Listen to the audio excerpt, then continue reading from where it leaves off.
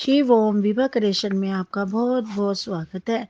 कार्तिक मास की अमावस्या को दीपावली का पर्व पर देश में बहुत ही धूमधाम से बनाया जाता है।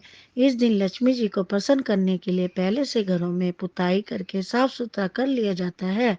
कहा जाता है कि कार्तिक अमावस्या को भगवान श्री रामचंद्र जी 14 वर्ष का वनवास काटकर रावण को मारकर अयोध्या लौटे थे। अयोध्या वासियों ने श्री रामचंद्र जी के लौटने की खुशी में दीप मालाएं जलाकर महोत्सव बनाया था और इसी दिन उज्जैन के सम्राट विक्रमादित्य का राज तलक भी हुआ था। तभी से विक्रांत संवत का आरंभ तभी से माना जाता है।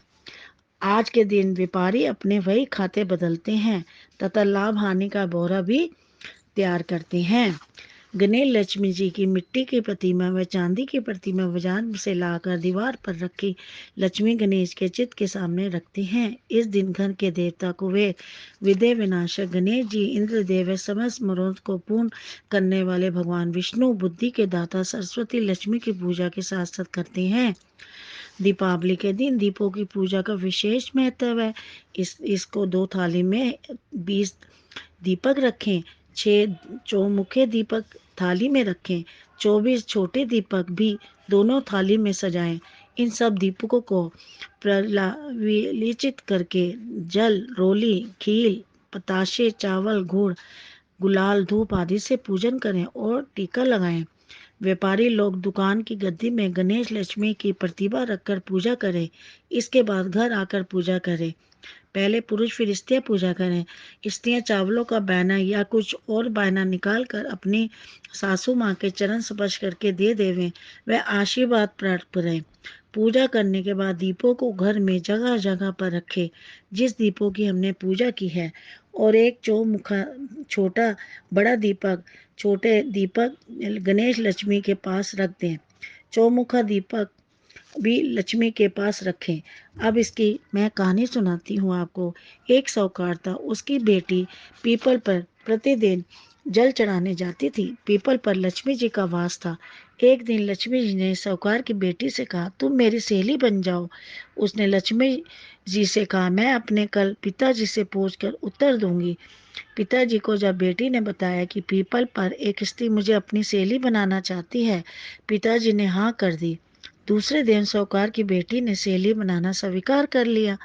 एक दिन लक्ष्मी जी ने साहूकार की बेटी को अपने घर ले गई। लक्ष्मी जी ने उसे ओढ़ने के लिए शाल दुशाला दिया तथा सोने पर बनी चौकी पर बिठाया।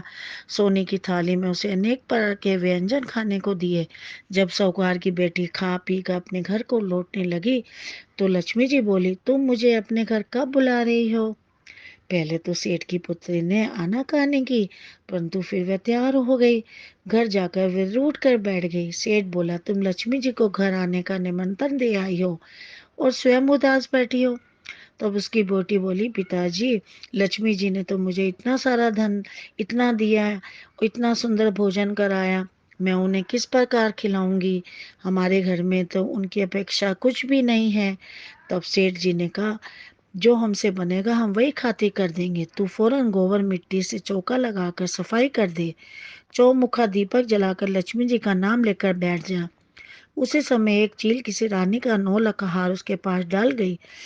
साहूकार की बेटी ने उस हार को बेचकर सोने की चौकी, सोने का थाल, शाल दुशाल और एक प्रकार के भोजन की तैयारी कर ली। थोड़ी देर में गणेश जी और लक्ष्मी जी उसके घर पर आ गए। साहूकार की बेटी ने बैठने के लिए सोने की चौकी दी। लक्ष्मी ने चौकी को बैठने से बहुत मना किया और कहा, इस पर तो राजा रानी बैठती हैं। तब सेठ की बेटी ने लक्ष्मी जी को जबरदस्ती चौकी पर बिठा दिया। लक्ष्मी जी ने उसने अब बहुत खातिर की, जिससे लक्ष्मी जी बहुत प्रसन्न हो गई और साहूकार बहुत ही अमीर व्यक्ति बन गया। श्री लक्ष्मी देवी, जैसे तुमने साहूकार की बेटी की चौकी स्वीकार की और बहुत सा धन दिया, वैसे ही हमको भी देना, सबको देना और जो सुनने वाला है उसको भी देना। जय लक्ष्मी माता की जय। दूसरी कहानी आपको सुनाने जा रही हूँ। 4 भाई होते हैं और जो उनकी सबसे बड़ी जिठानी होती है वो सबको कहती है कि जब भी कभी घर में आओ शाम को तो कुछ ना कुछ जरूर लेके आओ, खाली हाथ बिल्कुल भी मत घर में आओ। सब कुछ ना कुछ जरूर लेके आते हैं।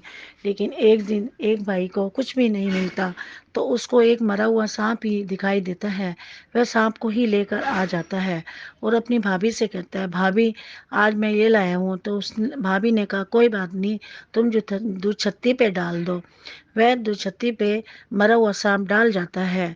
इतने में क्या होता है कि रानी का जो 9 लखा हार होता है ना, वो खो जाता है और उसको कोई चील उठा के ले जाती है।